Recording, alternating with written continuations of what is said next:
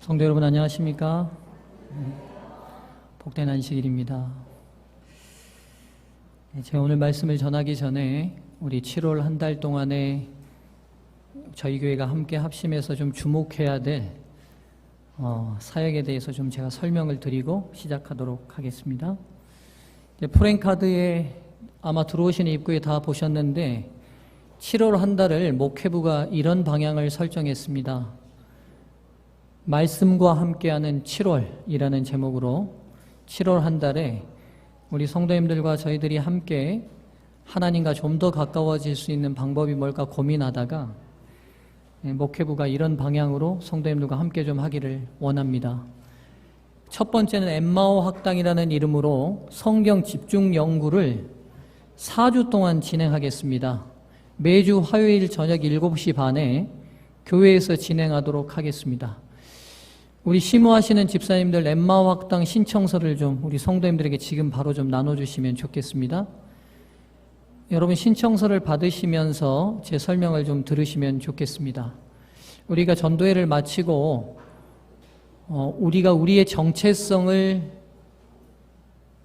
좀 더 분명하고 또 확실하게 깨닫는 시간이 좀 필요할 것 같다는 생각이 제가 들었습니다. 그래서 안식일과 재림에 관한 4주에 걸친 집중 성경 연구를 좀 하도록 하겠습니다. 교재를 직접 만들고 그 교재를 매 시간 받고 그 교재에 입각해서 좀 진행하려고 하고요. 안식일과 재림에 있어서 더 이상 할 수 없는 질문이 나올 때까지 아주 깊이 있게 좀 연구를 하고자 합니다. 근데 말 그대로 학당입니다. 그래서 학우를 모집하겠습니다. 여러분 자발적으로 그 시간에 참석을 원하시고 희망하시는 분들은 신청을 해주시고 신청자들 가운데 반장을 뽑겠습니다. 반장은 교사라 임명하겠습니다. 제가 임명해서 반장 뽑고 추석 불러가면서 정확하게 좀 진행하도록 하겠습니다. 성도님들 바쁘시더라도 그리고 이제 곧 침례를 받으신 모든 성도님들은 다 함께 좀 참석하실 수 있도록 노력해 주시면 좋겠고요. 다시 한번 우리 교회 정체성에 대해서 확실히 하고 싶은 성도님들은 누구나 함께 좀 다 참석하셔도 괜찮겠습니다. 신청서를 지금 작성하셔서 헌금하실 때 헌금 바구니에 넣어주시면 정리해서 돌아오는 화요일부터입니다. 7월 3일 화요일부터 엠마오 학당을 진행하도록 하겠습니다. 두 번째는 서중앙교회 독서주간입니다. 제 경험에 비추어 보든 재림 성도의 경험에 비추어 보든 재림 성도는 말씀을 통해 하나님과 만나는 교회입니다. 그래서 책을 읽지 않고는 하나님을 만나기가 쉽지 않은 교회입니다. 제가 고민하며 우리 성도들과 함께 특별한 독서 주간을 같이 좀 진행하면 좋겠다고 생각하고 책 중에 가장 쉬우면서도 깊이 있는 생애의 빛을 추천 도서로 선정했습니다. 그리고 이 생애의 빛은 여러분 모두에게 무료로 전권을 나눠드릴 것입니다. 그리고 이 독서 주간의 시작은 일단 목회부에서 잡은 계획은 다음 주 안식일 제가 이 부분에 대해서 설교하고 7월 9일부터 매주 13과니까요. 하루에 한 과씩 읽어서 2주 동안 집중적으로 책을 읽는 시간을 좀 갖도록 하겠습니다. 근데 밑에 보면 독서 방법을 제가 3가지로 기록해 놨는데요. 이 독서 주간의 총 주제는 책에 물들답니다.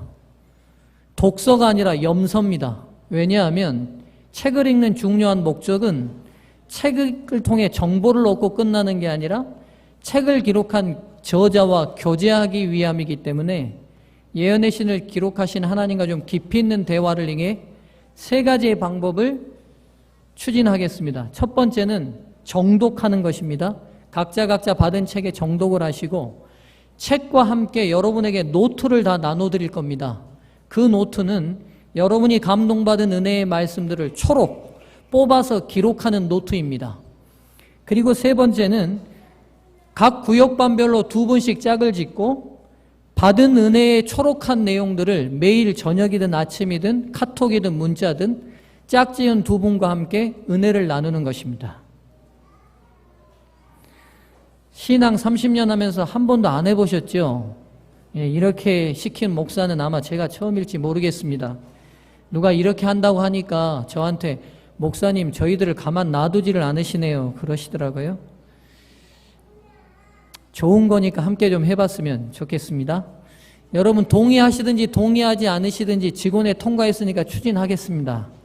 예, 그러니까 여러분 함께 염소 책에 물드는 주간에 동참해 주시기를 아멘으로 화답해 주시면 감사하겠습니다. 예, 한 분 빼고 다 하셨습니다. 예, 고맙습니다. 세 번째는 호남 앞에 장막봉회가 7월 28일부터 30일까지 미스바 연수원에서 있는데요. 우리 서중앙교회 담임 목사님이셨던 정성원 목사님 이번 강사십니다. 우리가 함께 좀 많이 참석해서 은혜도 받고 또 목사님께 또 힘도 드리는 좋은 기간이 됐으면 좋겠습니다. 7월 한 달 동안 목회부가 추진하는 말씀과 함께하는 7월, 함께 은혜가 충만하는 7월이 되면 좋겠습니다. 더우시지요? 말씀 사랑하는 열기로 이깁시다. 2열, 7열 하나님 사랑하는 열기로 더위를 이기는 한 주가 이 7월이 되면 좋겠습니다. 7월까지만 하겠습니다. 8월은 괴롭히지 않겠습니다. 예, 걱정 안 하셔도 됩니다. 다 함께 오늘 하나님의 말씀은 창세기 13장 8절로부터 13절까지 있는 말씀으로 오늘 하나님께서 저와 여러분에게 주시는 음성 듣기를 원합니다.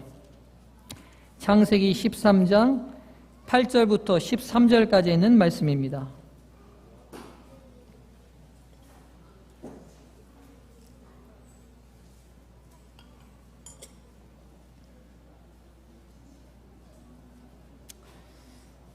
창세기 13장 8절부터 13절까지 있는 말씀을 제가 천천히 봉독하겠습니다. 성도님들 눈과 마음으로 따라 읽으시고 집중해 주시면 감사하겠습니다. 아브람이 롯에게 이르되 우리는 한 고륙이라 나나 너나 내 목자나 내 목자나 서로 다투게 말자. 내 앞에 온 땅이 있지 아니하냐. 나를 떠나라. 내가 좌하면 나는 우하고 내가 우하면 나는 좌하리라. 이에 롯이 눈을 들어 요단들을 바라본즉 소알까지 온 땅의 물이 넉넉하니 여호와께서 소돔과 고모라를 멸하시기 전이었는고로 여호와의 동산 같고 애굽 땅과 같았더라. 그러므로 롯이 요단 온들을 택하고 동으로 옮기니 그들이 서로 떠난지라. 아브람은 가나안 땅에 거하였고 롯은 평지 성읍됨에 머무르며 그 장막을 옮겨 소돔까지 이르렀더라. 소돔 사람은 악하여 여호와 앞에 큰 죄인이었더라. 아멘. 성도님들, 지난 시간에 제가 본질을 추구하라는 목적으로 제목으로 말씀을 드렸습니다. 오늘은 본질을 선택하라는 제목으로 본질 시리즈를 몇 주 동안 진행하겠습니다. 오늘 본문의 말씀을 보면 본질을 선택했다가 점차적으로 그 본질을 잃어가는 롯의 삶의 모습을 보게 됩니다. 여러분, 롯은 알다시피 믿음의 조상 아브라함과 함께 가나안을 나온 믿음의 조상의 이름에 올릴 수 있는 선택을 했던 분입니다. 그런데 우리가 알다시피 그 결론은 어떻게 났죠? 아브라함과는 완전히 다른 삶의 경로를 만들어버렸습니다. 지금 현재 이스라엘과 그렇게 분쟁을 이루게 된 아랍 족속들의 조상이 롯이 그의 딸들과 낳은 자녀들이 돼버렸지요. 같이 시작했지만 완전히 다른 결론으로 끝이 나버렸습니다. 오늘 본문은 롯과 아브라함이 분리된 계기를 설명하고 있습니다. 알다시피 아브라함과 롯은 유목을 업으로 삼는 사람들입니다. 유목자들에게 있어서, 유목을 하는 사람들에게 있어서 가장 중요한 게 뭘까요? 생업에 있어서 목초지입니다. 목초지예요. 근데 여러분, 한국은요, 풀이 많아도, 예, 집사님 감사합니다. 많아도 너무 많아요. 그렇죠? 우리는 농사를 지으면 뭐하고의 전쟁입니까? 풀과의 전쟁이에요. 근데 여러분, 참 아이러니컬하게도 풀이 이렇게 풍부한 우리는 유목이 주업이 아닌데 팔레스틴은 풀이 없어도 어떻게 없어요? 예. 김수기 집사님이 잘하시네요, 보니까. 너무 없어요. 근데 이들의 업은 뭐예요? 목축입니다. 그러니 여러분, 때로 지혜 없는 목자를 만나면요, 양 죽이기는 일도 아니었습니다. 그래서 팔레스틴은 관례적으로 고용한 목자들이 양의 20%를 죽여도 책임을 묻지 않는 게 불문율이었어요. 그 말은 무슨 말이에요?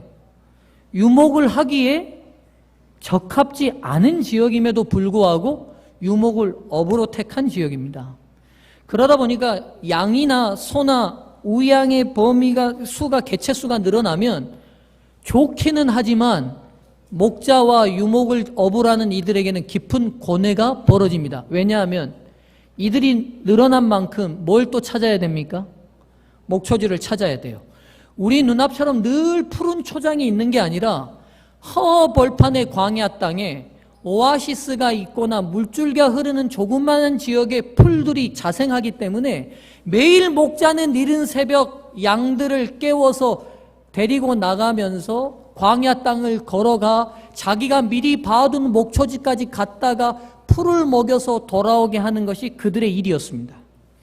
그런데 아브람과 롯이 그들의 육축이 번성함으로 인하여 무슨 문제가 생겼냐면 함께 그들이 기거할 수 없는 문제가 생겼고 이제는 분리해서 거할 수밖에 없는 다툼과 분쟁이 일어났습니다.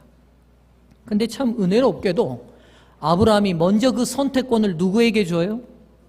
롯에게 줍니다. 그리고 이렇게 얘기하죠. 네가 좌하면 나는 우하고 네가 우하면 나는 좌할 테니 네가 원하는 지역에 선택하라는 권리를 먼저 줬습니다. 근데 여러분, 롯이 어디를 선택했어요?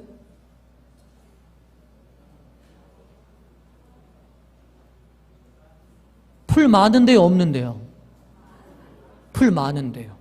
근데 여러분, 여기서 롯이 선택하는 기준에 있어서 롯의 심리 상태를 보여주는 것을 성경에 아주 이렇게 단박하게 표현하기가 쉽지 않을 것 같은데 이렇게 표현해놨어요. 10절 보세요.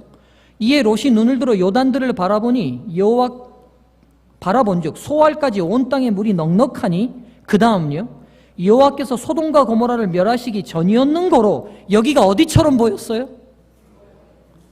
어디처럼요? 여호와의 동산 같다고요. 그러니까 여러분, 지금 이 본문을 좀 잘 이해할 필요가 있는데 소돔과 고모라는 오늘 본문이 지적한 대로 이 도시는 여호와께서 어떻게 보신 도시예요? 악하다고요. 왜냐하면 이 소돔과 고모라는 뭘로 부가 쌓였던 도시냐면 고대 도시에는 뭐가 가장 중요한 재산이냐면 소금이 가장 중요한 재산입니다. 고대 세계는 그랬어요. 소금이 가장 중요한 재산인데 소돔과 고모라는 뭐가 나오는 지역이냐면 암염, 즉 바위 소금이 나오는 지역이었어요. 바위 소금이. 그래서 고대부터 이 소금과 고모라는 이 소금 무역을 통하여 부를 쌓았던 곳입니다. 부가 번성하고 무역이 번성하다 보니까 도덕적이고 윤리적인 타락도 굉장히 깊이 빠졌던 곳이어서 영어 단어에 소도마이트라는 단어가 무슨 뜻이죠? 우리 외국인이 우리 로크 형제가 있는데 동성연애하다는 단어입니다. 근데 그 소도마이트라는 단어가 어디서 왔을 것 같아요? 소돔에서 왔습니다. 그러니까 한 단어에 영향을 미칠 만큼 이 지역이 윤리적으로 도덕적으로 성적으로 어떻게 한 지역이에요? 깊이 타락한 지역이에요. 근데 이 소돔이 이 고모라가 롯의 눈에는 뭐처럼 보였다고요? 여호와의 동산같이 보였다고요. 그 풍요로움과 물질적인 혜택이 여호와의 동산 같을지 모르지만 여러분 생각해 보십시오. 그 악한 도시가 어떻게 여호와의 동산 같을 수 있겠습니까? 그런데 누구의 눈에는요? 롯의 눈에는 소돔같이 보였다는 것은 뭘 의미하냐면 진리신 하나님 말씀을 선택하여 가나안 땅으로 왔던 롯의 선택의 기준이었던 그 본질이 흔들리고 있다는 사실을 이 본문이 아주 미묘하게 우리들에게 보여주고 있어요. 느껴지십니까? 근데 여러분, 롯이 이 소돔과 고모라를 바로 들어갔다고 성경은 표현하고 있지 않아요. 12절 보시죠. 아브람은 가나안 땅에 거하였고 롯은 평지 성읍 뜸에 머무르며 그 장막을 옮겨 소돔까지 이르렀더라. 그러니까 아브라함과 초를 분리될 때 롯이 어떻게 선택했냐면 소돔과 고모라가 있는 도성 방향에 풀이 많고 물이 풍부하니까 그쪽을 선택은 했지만 롯의 삶의 기준으로 볼 때 소돔과 고모라로 바로 들어가는 것은 옳은 것 같아요? 나쁜 것 같아요? 롯이 믿음이 있는 사람이에요? 믿음 있는 사람이에요? 신앙 있는 사람이에요? 있는 사람이에요. 여호와를 믿고 신뢰하는 백성이었어요? 맞아요. 그런 백성이었어요. 그 백성의 기준으로 볼 때 소돔으로 바로 들어가는 것은 옳지 않다고 그도 생각했던 것 같아요. 그러니까 방향은 소돔과 고모라로 잡았지만 처음에 장막을 쳤던 것은 바로 소돔과 고모라였어요? 아니면 소돔과 고모라 쪽 가까이 풀 많은 곳이었어요? 가까이 풀 많은 곳이었어요.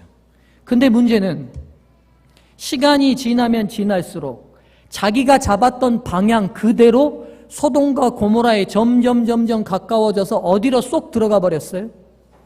소돔과 고모라까지 들어가 버렸습니다.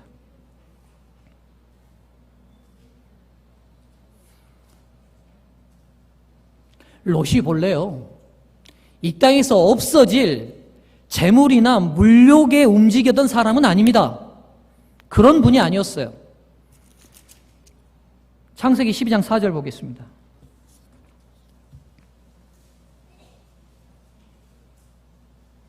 롯이 움직였던, 선택했던 그 기준이 뭔지를 이 성경절이 보여주고 있어요. 이에 아브라함이 여호와의 말씀을 쫓아갔고, 아브라함은 무슨 기준으로 선택했어요? 아브라함이 무슨 기준으로 선택했냐면 하나님의 진리신 말씀인 본질에 따라서 그 본질대로 선택해서 쫓아갔어요. 그 뒤에 연결돼서 롯도 어떻게 했다고요?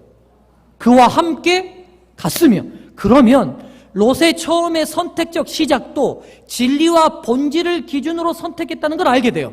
그러나 시간이 지나면서 그가 했던 이 선택이 그 선택했던 초창기의 본질을 잃어버리고 점점 다른 선택의 기준에 따라 움직이다가 끝내는 아브라함과는 완전히 다른 운명이 되어버렸어요.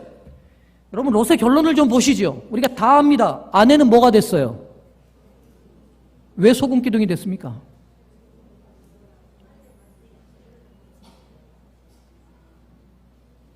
죄송한 얘기입니다만 롯이 소돔으로 이동 안 했으면 아내가 소금 기둥 안 될지 모릅니다. 왜냐하면 남편의 본질적인 기준이 자꾸 흔들리다 보니까 누구도 흔들렸을까요? 아내도 흔들렸어요. 그래서요, 소돔에서 물질적인 거 많이 누리고 풍요롭게 살다 보니까 생명 죽는다는 멸망이 선포됐어도 아까워서 돌아봤어요. 아내는 그렇다고 치죠. 딸들은 어떻게 됐죠? 윤리의식과 종교의식이나 도덕의식이 너무 낮은 지역에 살다 보니까 그 영향력 누구도 받았습니까? 딸들도 받았어요. 그래서 아버지와 함께 성관계를 갖는 것을 아무렇지도 않게 생각하는 윤리적 바닥의 수준이 됐어요. 그리고 태어난 게 모압과 암몬 족속입니다. 사랑하는 성도님들, 때로는 성경을 읽을 때 제가 전율이 느껴질 만큼 엄숙할 때가 있어요. 롯의 삶도 마찬가지입니다. 제가 수없이 수백 번, 수천 번 이 교회에서 나고 자라고 하면서 롯의 이야기를 읽지만 오늘도 이 본문을 다시 여러분에게 설교하면서 또 들려지는 게 뭐냐면 삶의 엄숙함이에요. 오늘 내가 어떤 본질을 향하여 선택하느냐가 나만의 운명이 아니라 내 영향력 하에 있는 내 가문과 집안과 내 자녀와 내 모든 사람들의 영향력 안에 있는 사람들에게 미친다고 생각할 때 말 한마디, 행동 하나 쉽게 할 수 없는 게 오늘 삶의 무거움입니다. 사랑하는 소중한 교회 성도님들이시여, 오늘 여러분에게 주어진 시간과 삶의 무게의 중요성을 이 안식을 다시 인식하고 시작하면 좋겠습니다.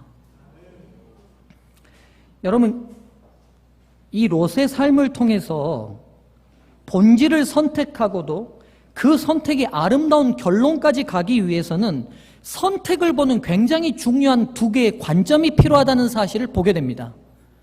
오늘 설교의 요지는 이 두 가지입니다. 우리가 선택할 때에 이 선택이 바른 선택이고 잘 했다면 그 결론도 바르게 나야겠지요. 그러면 이 결론이 바르게 되기까지 선택을 유지하고 보는 중요한 두 개의 관점이 필요합니다. 첫 번째 관점은요, 선택은요, 시작이며 진행형이라는 인식을 가져야 합니다. 다시 한번 말씀드릴게요. 선택은요, 시작이며 진행형이라는 인식을 가져야 합니다. 사랑하는 성도님들이시죠, 무언가를 고민하고 선택하면 그것으로 끝인가요? 아닙니다. 실은요, 선택은 그 선택이 이루어지는 순간부터 시작되는 것이고, 그 선택을 계속 유지하려는 의지력이 발휘될 때에 진정한 선택이 됩니다. 선택은요, 현재 진행형이야 진짜 선택이 됩니다. 결단, 내가 하나님을 선택했다, 그것은 끝이 아니잖아요. 우리가 신앙 20년 전, 30년 전에 침례받고 하나님 믿기로 했으니까 그걸로 끝이었나요? 아니요. 그 선택을 계속 유지시키는 진행형적인 의지가 없이는 그 선택이 아름다운 결론으로 나지 않는다는 거예요. 롯이 하나님의 말씀 따라 본질을 추구하고자 선택했어요. 정말 잘한 선택이었습니다. 그런데요, 그 선택을 유지하기 위하여 계속적으로 다시 본질로, 다시 진리로 끊임없이 매 순간 매 삶에서 또다시 선택하는 의지적 결단이 없었다는 거죠.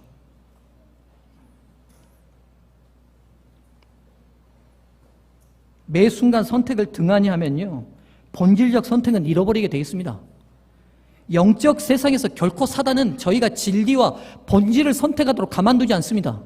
여러분 잘 아시잖아요. 매일의 삶 속에 우리가 선택한 진리와 본질이 흐려지도록 우리에게 끊임없이 유혹을 가합니다. 그리고 어떻게 해요? 그 유혹대로 이동하며 요동하다가 끝내는 내가 본래 선택했던 그 선택은 다 잊어버린 채 엉뚱한 결론으로 가 있어요. 저렇게 반응을 멋지게 보여주는 거예요. 그래서 어린아이와 같지 않으면 하늘 못 가는 거예요. 하늘 못 가는 거예요. 그래서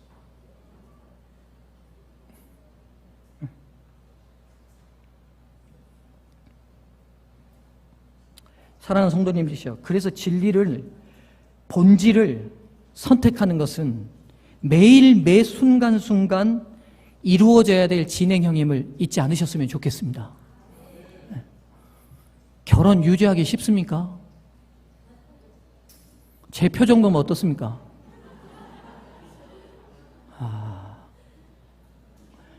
매 아침 여기서 1시간씩 기도해야 유지돼요.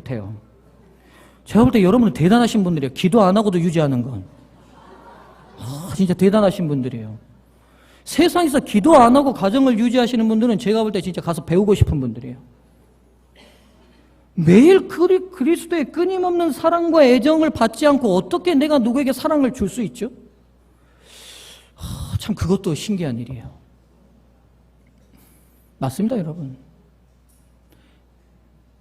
귀한 것은 선택에서 끝나는 게 결코 아니에요. 오늘 다시, 그리고 매 순간 현재 진행형으로 선택하셔야 합니다. 제가 앞으로 목회 20년 남았거든요. 21년 남았습니다. 어느 날은 잠자려고 누웠는데 무슨 생각이 드냐면, 나 이거 끝까지 갈 수 있을까? 이런 생각이 들어요.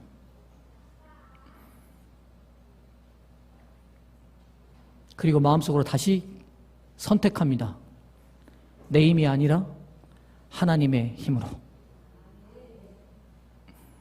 그 본질을 놓치지 않는 이상 제가 이 목회의 선택이 결코 흔들리지 않으리라 믿습니다.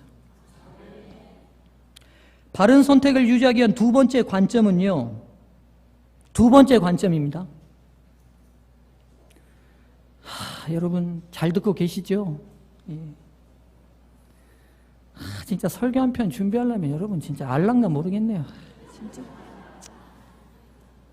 진짜 저랑 좀 같이 좀 따라다니면 좋겠어요. 제가 어떻게 설교를 준비하는지. 제 머릿속을 좀 보여주고 싶어요. 오직 온통 무슨 생각하는지. 그래서 여러분 저는 꿈으로도 설교를 오늘 아침에도 받았어요. 계시를. 매일 그 생각하니까 오늘 5시에 눈 딱 뜨는데 선택은 의지력이라는 애어내신 귀가 딱 지나가는 거예요. 이거 오늘 적용해서 해야겠다. 그런 여러분 값어치 없이 받지 마시고 귀하게 받으셔야 여러분도 귀하게 사용하십니다. 다시 말씀드립니다. 두 번째 관점은 선택을 유지하기 위해서는 계속적인 포기가 동반되는 선택이어야 합니다. 시간과 공간의 제약 속에 사는 인간들이요, 무엇을 선택했다는 것은요, 달리 말하면 무엇을 포기했다는 걸 의미합니다. 맞습니까? 지금 여러분들은 이 시간에 안식일 예배를 선택했습니다. 이건 뭘 의미하냐면 차수연 집사님 친구들과 차 마시는 거 포기한 거예요. 맞죠? 서인경 집사님 집에 중요한 무슨 일이 있는지 모르지만 그거 포기하신 거예요. 맞죠? 백계숙 집사님 세상의 오락을 포기하고 여기 와 있는 거예요. 맞죠? 선택은 포기의 또 다른 이름이에요. 내가 뭔가를 선택했다는 것은 뭔가를 포기했다는 것과 같이 상통된 개념입니다. 우리가 선택의 힘에서 놓쳐버리는 관점이 이거예요. 포기를 확실히 하지 않기 때문에 선택의 힘 자체가 없어요.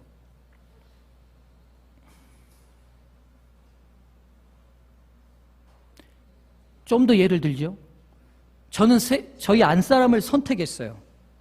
그러면서 저는 세상 모든 여자를 포기했어요.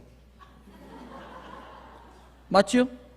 그 여자 중에 누구도 있냐면 김태희도 있고 송혜교도 있어요. 엄청난 희생이었습니다. 포기하기 쉽지 않았어요. 근데 그 엄청난 포기를 저는 선택했어요. 저만일까요? 저희 한 사람도 마찬가지죠.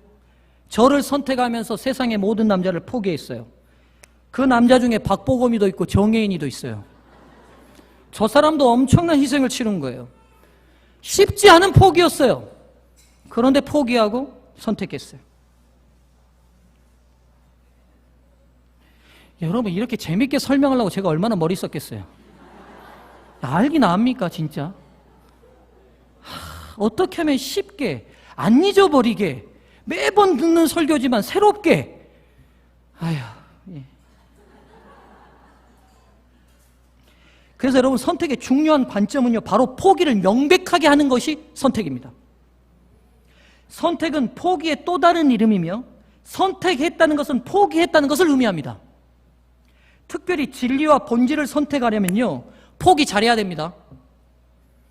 왜 진리와 본질을 선택 못하느냐? 포기가 애매해요. 그게 언제나 위험성을 만듭니다. 여러분 진리와 본질을 추구하면서 많은 염려와 걱정이 생기는 이유 중에 가장 중요한 이유 중에 하나는요 바로 선택이 포기라는 사실을 실천하지 않기 때문입니다. 다 얻고 싶어요. 포기 없는 실천은 엄밀히 따지면 선택하지 않은 거고요 아름다운 열매가 절대 될 수 없어요. 그러니까 뭐가 많아지냐면 고민과 걱정이 많아져요.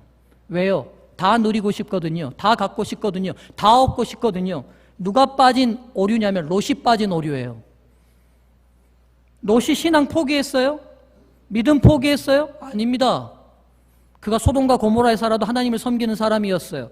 그래서 성문 어귀에서 천사들을 알아보고 맞이했던 사람이에요. 그런데도 모두 포기하기 싫은 거예요. 소돔과 고모라가 제공하는 사단이 제공하는 달콤한 세상적 풍요로움과 누림도 포기하고 싶지 않은 거예요.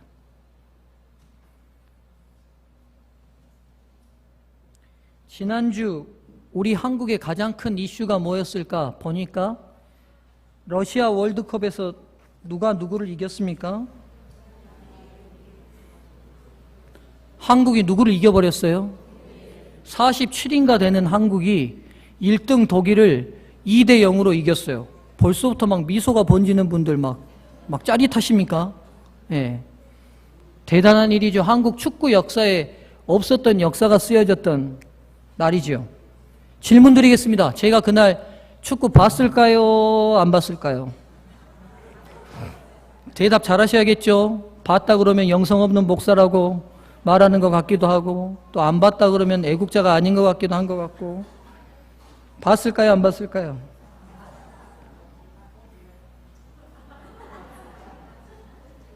안 봤습니다. 안 봤어요. 그럼 제가 이렇게 말씀드리니까 우리 목사님은 참 애국자도 아닌가 보다. 뭐 도통 남산골 새님처럼 뭐 이것만 보는 사람인가 보다 이렇게 생각하시자고 싶지만 저 진짜 애국자입니다. 여러분 잘 모르시겠지만 제가 너무 애국자여가지고 현대사 근대사 읽으면서 눈물 흘린 적이 한두 번이 아니고 그 비분관계에 잠을 못 이루는 청소년 시절을 보낸 애국자입니다. 예, 우리 어머니가 학창시절에 유행했던 일제 코끼리 밥통 사주시니까 안 들고 다닌 사람입니다. 일제라고 제가 그뿐인 줄 아십니까? 웬만한 사람들 장난으로라도 한번 해봤던 화토장을 지금 44년 살면서 한 번도 안 만진 사람입니다. 애국하는 의미로. 예, 제가 그런 애국자입니다. 그런데 독이라고 하는 그 역사적 경기는 안 받습니다. 고민 안 하고 마음 편하게 잘 잤습니다. 왠지 아십니까? 그날 밤 11시에 했습니다. 몇 시에 끝나느냐면 그 연장전까지 갔으니까 1시나 끝났을 거예요. 저는 새벽 5시에 일어나면 교회 본당 올라서 여러분을 위해서 매일 기도해야 되는데 둘 중에 하나 포기해야 됩니다. 고민 안 되더라고요. 내가 축구 안 봐도 이길 거면 이길 거고 질 거면 질 건데 내가 기도 안 하면 안 됩니다.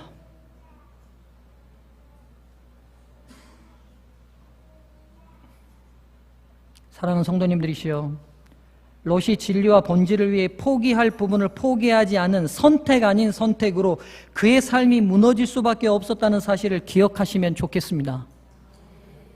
너무 복잡다단하다면요, 내 인생 왜 이렇게 복잡해? 그럼 여러분 삶을 좀 면밀히 살피시면 좋을 것 같아요. 그리고 포기 없는 선택을 계속 하려고 여러분 욕심 부리고 있지 않는지 여러분 자신을 성령의 거룩하신 눈으로 살피시기를 주의 이름으로 간절히 축원드립니다. 모든 걸 다 얻을 수 없습니다. 그러나 어떤 것을 이뤄도 하늘과 예수 그리스도는 잃지 않기를 바랍니다. 그 본질을 위해 비본질을 포기할 멋진 선택을 하는 저와 여러분 모두가 되기를 주님의 이름으로 축원합니다. 설교를 정리하고 요약합니다. 오늘 롯 바른 선택으로 시작했지만 본질과 진리를 가지고 선택하고 시작했지만 그 선택을 계속 유지하지 못했던 두 가지 선택에 대한 잘못된 관점을 말씀드렸습니다. 선택은 시작이고 현재 진행형이어야 합니다. 한 번 해서 끝나는 게 아니라 매일 그 가치 있고 중요한 것을 다시 되새기고 또 선택하는 진행형이어야 합니다. 두 번째, 선택은 포기의 또 다른 이름입니다. 가치 있는 걸 선택했다면 그것의 선택에 영향을 미치는 비본질적인 것은 포기하는 게 정상입니다. 이런 지혜가 저와 여러분 모든 삶에 함께하기를 바라며 말씀을 마치겠습니다.